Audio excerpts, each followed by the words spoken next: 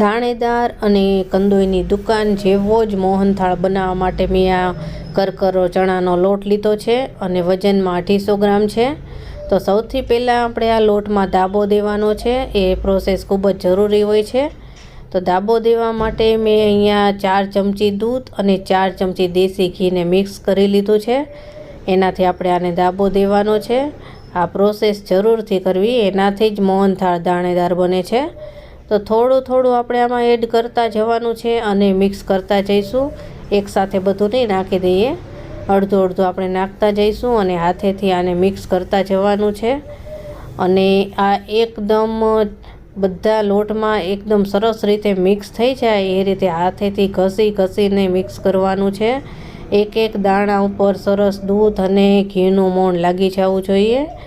તો આ રીતે હાથેથી મિક્સ કરશું તો સરસ મિક્સ થઈ જશે, એટલે હાથનો જ ઉપયોગ કરવાનો। હવે પાછું જે બીજું વધેલું છે એ પણ એડ કરી દઈશું।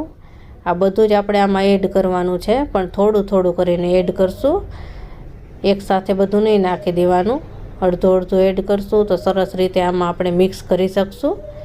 તો આ બધું જ આપણે મિક્સ કરી દીધું છે અને હાથેથી હવે પાછું મિક્સ કરી લઈશું અને એકદમ સરસ રીતે બધે જ આવી જવું જોઈએ આ। તો આ દૂધને ઘી લોટમાં સરસ મિક્સ થઈ ગયું છે, જો દરેક જગ્યામાં મિક્સ થઈ ગયું છે। હવે આને આપણે આ રીતે દબાવી દઈશું હાથેથી, અને આ દબાવી દીધા પછી આને આપણે 10 થી 15 મિનિટ સુધી પડ્યું રાખવાનું છે, એટલે સરસ દાણેદાર મોહનથાળ તૈયાર થશે। તો બસ ઢાંકી અને રાખી દઈએ। 15 મિનિટ થઈ છે અને હવે આને આપણે ચેક કરીએ। જો સરસ થઈ ગયો। હવે આને છૂટું પાડી દેવાનું અને હવે આને આપણે ઘઉંનો ચાળણો આવે ને એનાથી ચાળવાનું છે, એટલે આના એકદમ સરસ દાણા પડે। કાથરોટ લીધી છે, એના ઉપર આપણે ઘઉંનો ચાળણો રાખી દઈશું, એમાં લોટ નાખી દઈશું અને હવે આને હાથેથી આ રીતે ઘસી અને ચાળી લઈશું, એટલે કોઈ પણ મોટા ઓલા જે ગાંગડા થઈ ગયા હોય ના રહે। જો આ રીતનું સરસ થઈ જાય દાણા દાણા।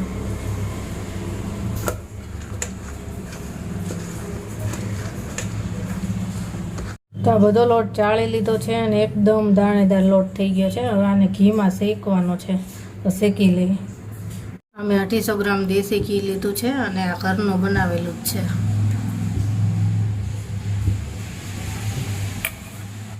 ઘી થોડું ગરમ થાય એટલે આપણે લોટ નાખી દઈએ અને શેકી લઈએ।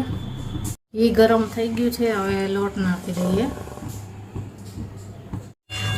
હવે આને ઘીમાં તાપે શેકવાનો છે। આનો કલર થોડોક ચેન્જ થઈ જાય અને સુગંધ આવવા માંડે લોટમાંથી, ત્યાં સુધી આને શેકવાનો છે।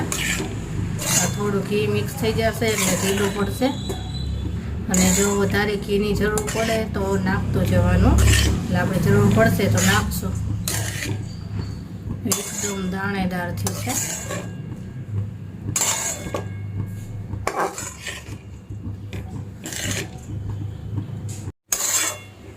લોટ શેકાઈ ગયો છે અને સુગંધ સરસ આવવા માંડી છે। તો હવે આપણે આને ગેસ બંધ કરી અને ઉતારી લઈશું। તો હવે આપણે ચાસણી કરવાની છે। તો ચાસણી બનાવવા માટે આ એક વાટકો મેં ખાંડ લીધી છે અને વજનમાં 250 ગ્રામ છે। ખાંડ ડૂબે એટલું આપણે પાણી લઈશું, અંદાજે 1 ગ્લાસ છે આ। હવે ખાંડ ઓગળે ત્યાં સુધી આને હલાવતા રહીશું અને આપણે આને 2 તારની ચાસણી થાય એટલી કરવાની છે, અને આને હલાવતા રહીશું અને ધીમા તાપે આને ઉકાળશું। ખાંડ ઓગળી ગઈ છે, પણ હજી ચાસણી તૈયાર નથી થઈ, હજી ઘાટી કરવાની છે આપણે 2 તાર થાય એવી। તો હવે આપણે ઇલાયચીનો પાવડર નાખી દઈએ। આ 3 થી 4 ઇલાયચીનો પાવડર છે, અને આપણે થોડો મોહનથાળ બની જાય ત્યારે પણ આપણે નાખશું ઇલાયચીનો પાવડર, અને થોડો અત્યારે નાખ્યો છે, અને હલાવતા રહીશું અને 2 તાર થાય ત્યાં સુધી પાકવા દેવાની છે। ચાસણી થઈ જવાની તૈયારી છે, તો આપણે મોહનથાળનો કલર નાખીએ। બસ થોડો જ નાખીશું, થોડો જ, ના નાખો તો પણ ચાલે, ઓપ્શનલ છે, નાખીએ તો સરસ લાગે। ચાસણીમાં જ કલર નાખી દેવાનો।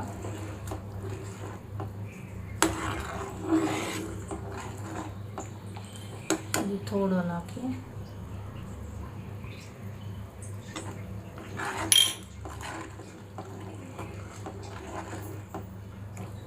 ચાસણી હવે તૈયાર થઈ જવાની તૈયારી જ છે. ચાસણી તૈયાર થઈ ગઈ છે અને હવે ગેસ બંધ કરી દઈશું. આ 2 તારની ચાસણી કરેલી છે. હવે આપણે લોટ શેકેલો હતો એમાં ચાસણી એડ કરવાની છે. થોડી થોડી નાખતા જઈશું અને મિક્સ કરતા જઈશું.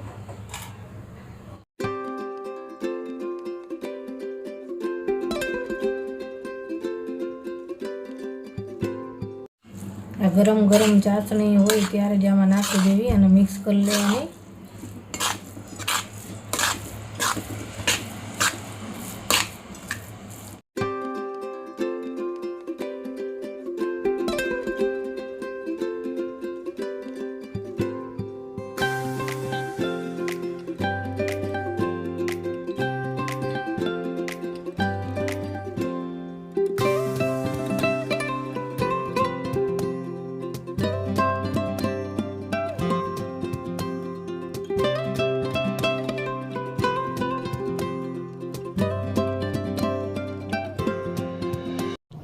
થોડી થોડી કરીને આપણે બધી જ ચાસણી આમાં એડ કરી દીધી છે અને ધીમે ધીમે આ બધી જ ચાસણી આમાં સમાઈ જશે અને સરસ જામવા લાગશે. ઇલાયચીનો ભૂક્કો નાખી દઈશું. જાયફળ અને ઇલાયચી બેય છે મિક્સમાં. જાયફળનો ટેસ્ટ મોહનથાળમાં બહુ સરસ આવે એટલે એ થોડુંક નાખવાનું. તો જો સરસ મિક્સ થઈ ગયું છે અને એકદમ ગરમ છે. આ હવે અમે એક ચોકીમાં ઘી લગાવી લીધું છે તો એમાં જ હું લઈ લઈશ.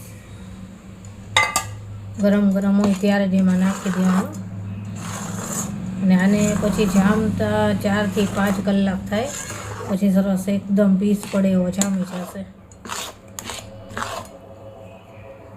એકદમ દાણેદાર સરસ બન્યો છે. મોહનથાળ આપણે ચોકીમાં કાઢી લીધો અને આ છે પિસ્તા. પિસ્તા છે ને મોહનથાળમાં બહુ સરસ લાગે તો આપણે છૂટા છૂટા પિસ્તાની કતરણ નાખી દઈશું. ચારોળી નાખવી તો ચારોળી નાખાય એ સરસ લાગે પણ પિસ્તા વધારે સારા લાગે.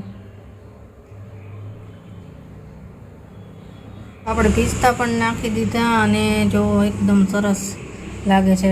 માર્કેટમાં મળે ને એ ટાઈપનો જ. હવે આને આપણે 4 થી 5 કલાક સુધી જામવા દઈશું. ઠંડો થાય પછી આના પીસ કરશું. 5 કલાક થઈ ગઈ છે અને મોહનથાળ સરસ ઠંડો થઈ ગયો છે અને જામી ગયો છે. તો હવે આ પીસ કરી શકાય તેવો થઈ ગયો છે. તો આના પીસ કરી લઈએ આપણે અને એકદમ સરસ જામી ગયો છે એટલે 5-1 કલાક તો આને રેસ્ટ આપવાનું જ. હવે આના હું મીડિયમ સાઇઝના પીસ કરીશ.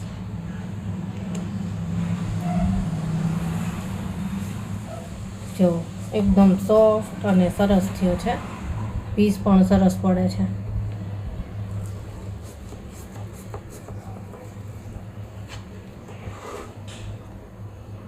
આટલી સાઈઝના આપણે પીસ કરશું, બહુ મોટા નહીં કરીએ.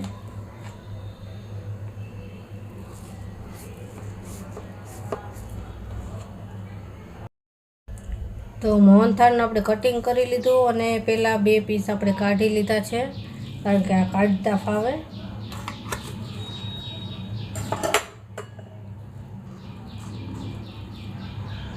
તો આ જો આપણે 1 પીસ કાઢ્યો અને જો કેવો દાણેદાર અને એકદમ સોફ્ટ એટલો સરસ બન્યો છે અને ટેસ્ટમાં પણ બહુ સરસ છે. જો છે ને દાણા દાણા દેખાય છે ને. તો આને આપણે સર્વ કરી લઈશું.